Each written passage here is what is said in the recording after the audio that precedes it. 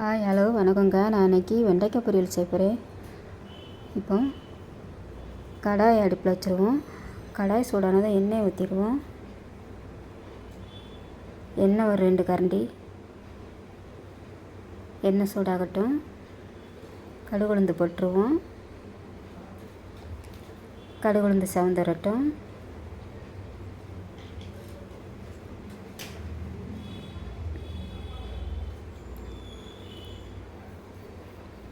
கடுகு உளுந்து வெடித்ததும் வெங்காயத்தை போட்டுருவோம். வெங்காயம் பெரிய வெங்காயம் 1 கட் பண்ணி வச்சுருக்கேன், அது உள்ளே போட்டுருவோம்.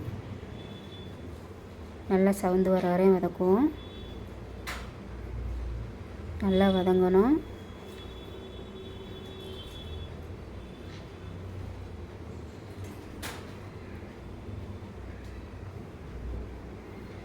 இப்போ கருவேப்பிலை கொஞ்சம் போட்டுருவோம். அதையும் வதக்கி விட்டுருவோம்.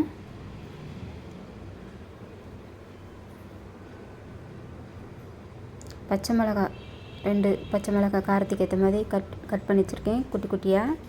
அது உள்ளே போட்டு நல்லா வதக்கிடுவோம்.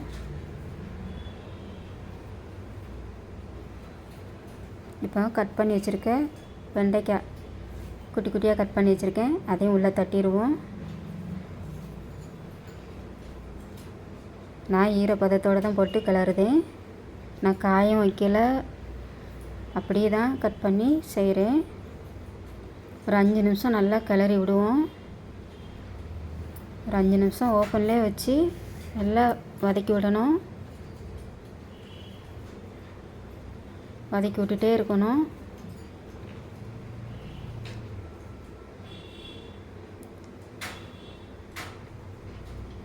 நல்லா வதங்கணும்.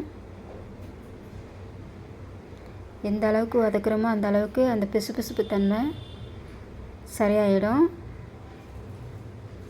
பிசுபிசுப்பே இருக்காது. இப்போ தேவையான அளவு உப்பு சேர்த்துருவோம். அதை நல்லா கிளறி விட்டுருவோம். நல்லா கிண்டி கிளறி விட்டுட்டு உப்பு எல்லா பக்கமும் பிடிக்கிற மாதிரி நல்லா கிளறி விட்டுட்டு ஒரு தட்டு போட்டு மூடி வச்சுருவோம். இதை ஒரு நிமிஷத்துக்கு ஒரு வாட்டி ஓப்பன் பண்ணி கிண்டி கிளறி விடணும்.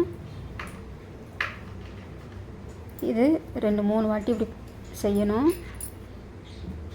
ஒரு நிமிஷத்துக்கு ஒரு வாட்டி கிண்டி கிளறி விடணும். இப்படி செஞ்சால் பிசுபிசுப்பு தன்மை இருக்காது. வெண்டைக்காவும் நல்லா வெந்திருக்கும். இப்போ நல்லா கிளறி விட்டுருவோம் ஓப்பன் பண்ணி.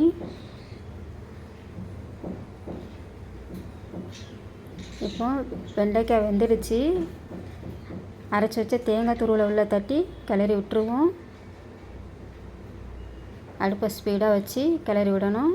வெண்டைக்காய் வதங்கும் போது சிம்மில் தான் இருக்கணும். லாஸ்ட்டில் இறக்கும் போது தேங்காய் போட்டு இறக்கும் போது ஸ்பீடாக வச்சு கிண்டி கிளறி விட்டுட்டு அடுப்பை ஆஃப் பண்ணிடுவோம். இப்போ அடுப்பை ஆஃப் பண்ணிவிட்டு சாப்பாடோடு பரிமாறிடுவோம்.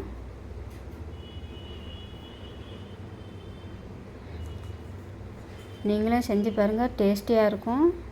நான் இன்றைக்கி சாம்பார் தான் வச்சேன். சாம்பாருக்கு டேஸ்டியாக இருக்கும். செய்து பாருங்கள், சுவையாக இருக்கும்.